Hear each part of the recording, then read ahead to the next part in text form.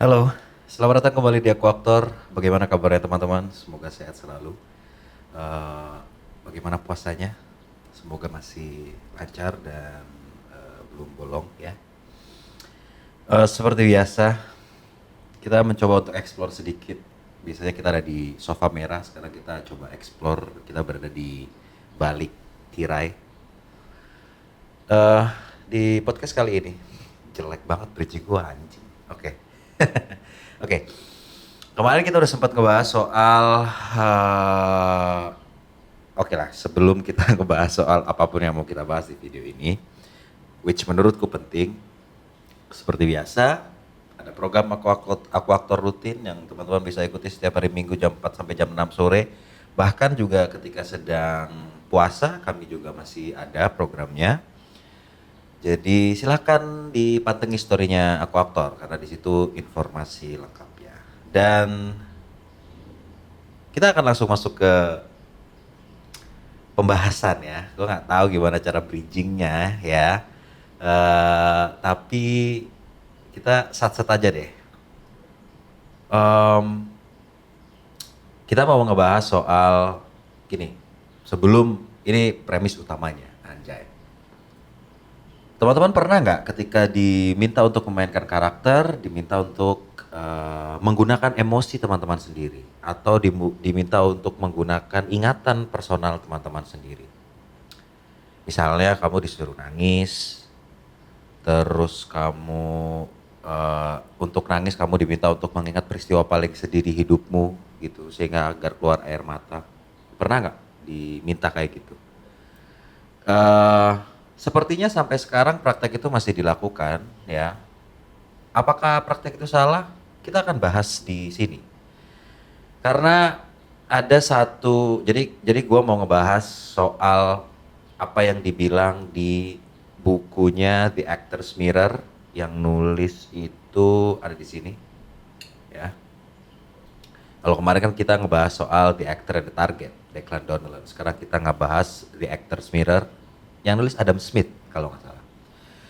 Nah, ada satu kutipan, ada beberapa kutipan yang mungkin bisa kita bahas untuk melihat apakah membawa perasaanmu untuk karakter adalah satu hal yang tepat, satu hal yang baik, satu hal yang kalau benar mungkin karena kita dari kesenian jadi mungkin ruang kebenaran tuh agak selalu abu-abu ya, tapi kira-kira nih apakah tepat atau tidak, baik atau tidak. Kalau mau kusingkat nih ya, kalau mau kusingkat, Adam Smith kurang lebih bilang no, enggak oke. Oke. Salah satu pernyataannya yang menurutku sangat menarik adalah dia bilang gini, aku akan terjemahkan dalam bahasa Indonesia langsung ya. Dan sementara hidupmu mungkin bisa jadi dalam, itu tidak universal. Pernyataan pertama. Dan menurut saya pernyataan ini menarik sekali. Banyak orang yang bilang, bahkan guru acting yang bilang bahwa seolah-olah aktor tuh harus hidup susah, seolah-olah aktor tuh harus mengalami trauma yang sekian banyak untuk bisa bermain bagus. Terus kemudian sering sekali juga muncul pertanyaan-pertanyaan yang entah datang padaku atau datang ke teman guru yang lain yang kemudian memberitahu padaku soal gimana kalau aku dari kecil udah hidup enak, Mas? Gimana kalau aku dari kecil nggak ada masalah dan aku nggak bisa memanggil trauma itu? What should I do? Nah, dari pernyataan ini, and while your life may be deep, it is not universal.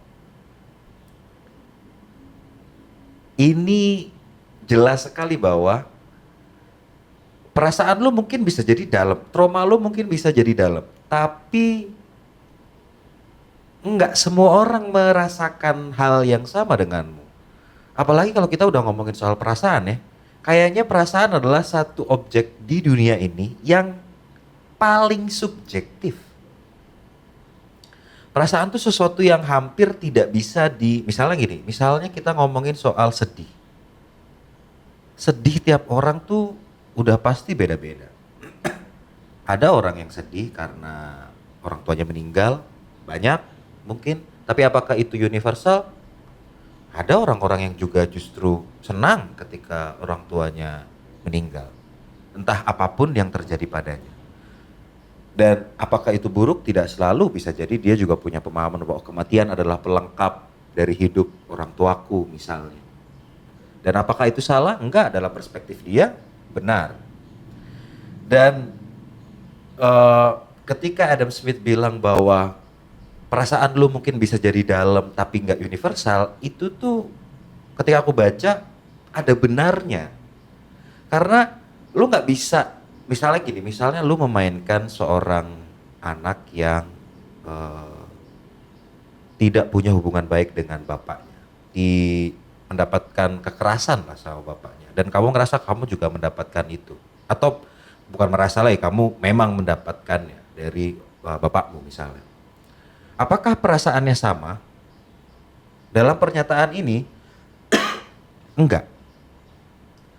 Apakah perasaannya dalam pernyataan ini? Iya. Tapi apakah sama dan universal? Kalau kita ngomongin sifat universal kan berarti semuanya merasakan hal yang sama. Apakah iya?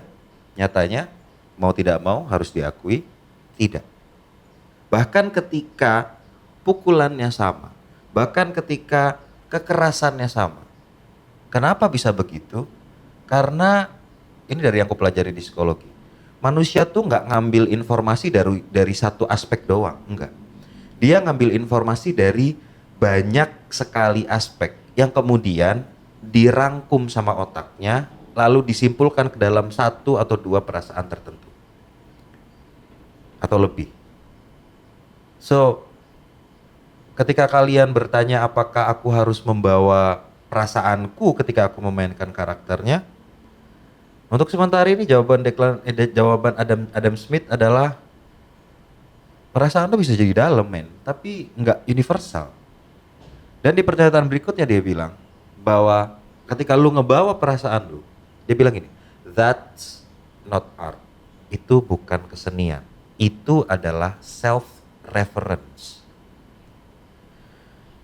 Pernyataan ini buatku bisa jadi benar, bisa jadi salah. Karena ketika ngomongin soal self reference, referensi pribadi, kita bisa bilang, oke, apakah referensi pribadimu mewakili semua yang dialami penonton dalam hidup mereka? Dan jangan lupa pada satu prinsip penting di seni peran, mau di panggung atau di film, kalian itu masuk ke dalam seni pertunjukan. Seni pertunjukan itu kata dasarnya tunjuk, menunjukkan, showing. Pertanyaannya, yang ditunjukin emosi lu atau emosi pertunjukanmu? Yang kamu harapkan penonton merasakan, memunculkan emosinya dan merasakan emosinya dari proses dia menonton apa yang kamu lakukan. Itu kenapa kemarin di pembahasan kemarin Declan Donnell bilang jangan nunjukin emosi tapi lakuin sesuatu, karena emosi itu, nunjukin emosi itu tugas penonton.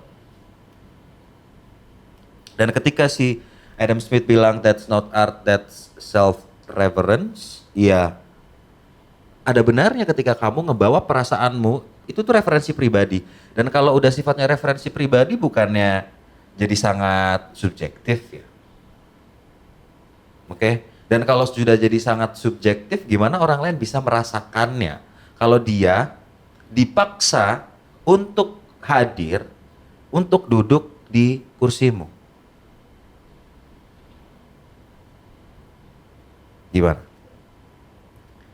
Dan dia, Adam Smith juga bilang di pernyataan berikutnya, dia bilang gini, itu tuh maksudnya lu ngebawa perasaan lu secara personal ke permainan lu, bisa menciptakan permainan yang secara teknikal itu impresif, tapi secara personal itu draining. Bahasa Indonesia draining itu apa ya? Itu menyerap, itu melelahkan. Tapi secara emosional isolated tuh kalau di bahasa Indonesia mungkin kayak terisolasi, terkungkung di situ aja. Dan ini yang dibilang sama Adam Smith tadi, kenapa bahwa that it is not universal. Kalau lu bawa perasaan lu sendiri ketika lu sedang memainkan karakter lu, jadi nggak universal karena lu mengisolasi perasaannya di dalam dirimu sendiri. Kalau dalam bahasa waktu kita kuliah dulu, dan ngelihat orang lagi pentas, itu kayak, dan perasaannya cuma di sana, itu rasanya kayak ngelihat orang coli di atas panggung. Jadi perasaannya hanya untuk dia, kita nggak bisa ngerasain apa-apa. Kenapa? Mungkin salah satu alasannya adalah karena self-reference yang dia pakai, referensi pribadi doang yang dia pakai. Yang penting buat dia adalah aku merasakannya. Dia lupa bahwa kamu tuh sedang ditonton. Maka penonton juga harus merasakan. Bagaimana cara penonton merasakan?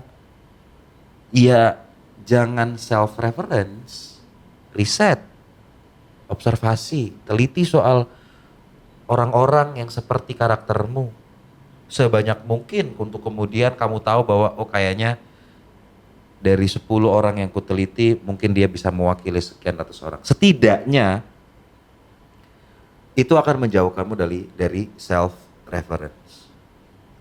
Lalu kemudian si Adam Smith juga bilang the audience, penonton melihat apa yang kamu rasakan tapi dia nggak ngerasain denganmu. Ini yang gue bilang soal coli di atas panggung. Penonton ngeliat lu nangis. Penonton lihat lu merasakan apapun itu, marah, bahagia, penonton lihat. Tapi penonton lihat kamu ngerasain sesuatu, bukan penonton ikut merasakan perasaan itu bersamamu. Dan gimana caranya biar bisa ikut merasakan sesuatu? Ya balik lagi, kumpulkan data sebanyak-banyaknya soal orang-orang yang mengalami apa yang kamu rasakan. Sehingga yang kamu mainkan itu bukan referensi pribadi.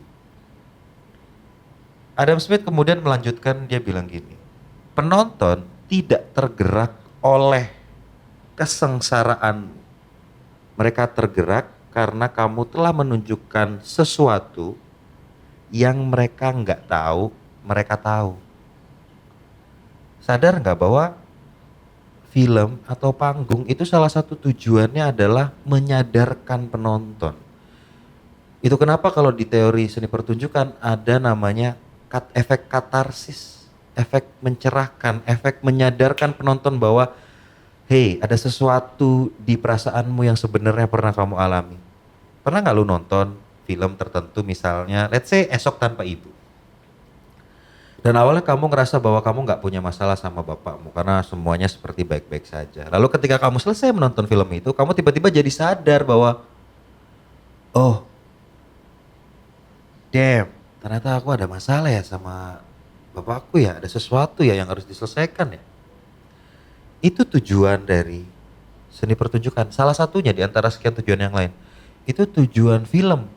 Tujuanmu acting tuh itu untuk nyadarin orang lain bahwa kayak mungkin kamu ngerasain juga deh, mungkin kamu ngalami juga deh, mungkin kamu ngerasain juga deh apa yang sedang karakter ini rasain.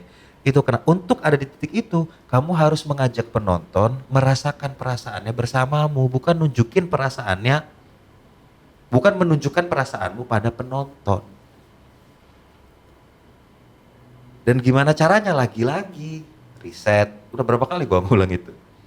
Dan kemudian dia bilang gini, si Adam Smith, pernyataan terakhirnya, apa yang memory based acting, acting berbasis memory, lakukan pada permainan adalah dia mengisolasi permainanmu, memperkecil range emosimu, jangkauan emosimu, menghidupkan kembali trauma, re-traumatize dalam tujuan, demi tujuan mengejar apa yang disebut kebenaran.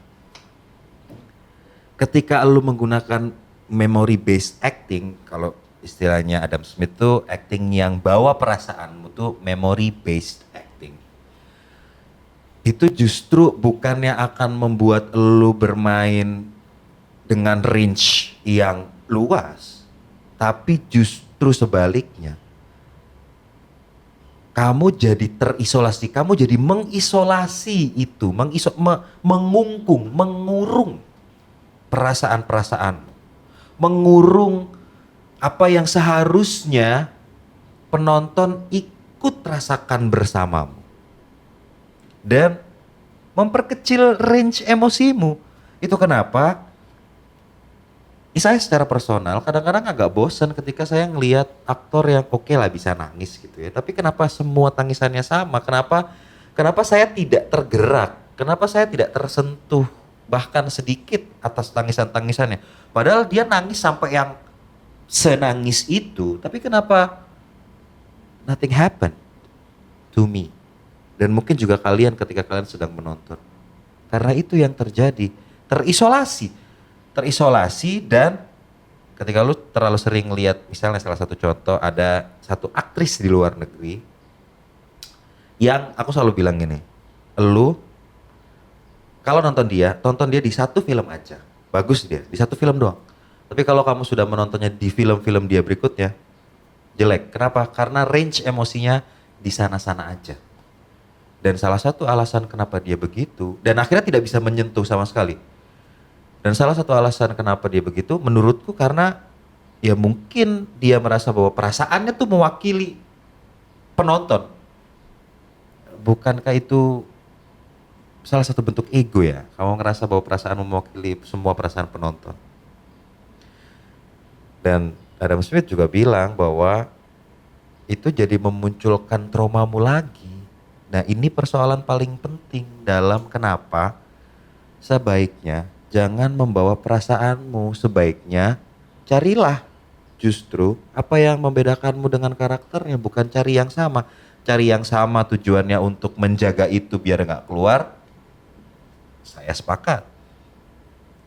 Tapi kalau cari yang sama sebagai modal permainan, hati-hati. Kurang lebih begitu pembahasan kita kali ini. So, jangan bawa perasaanmu.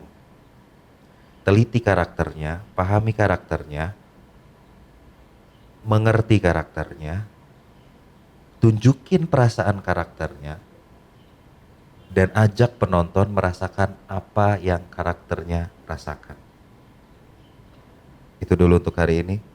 Dan seperti biasa, karena tidak ada orang-orang itu, saya Ben Bening menunggu teman-teman semua di Oscar. Terima kasih. Sampai bertemu di video aku aktor berikutnya.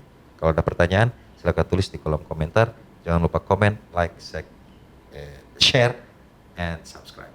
Terima kasih. Sampai bertemu di video berikutnya. Viva Aktor.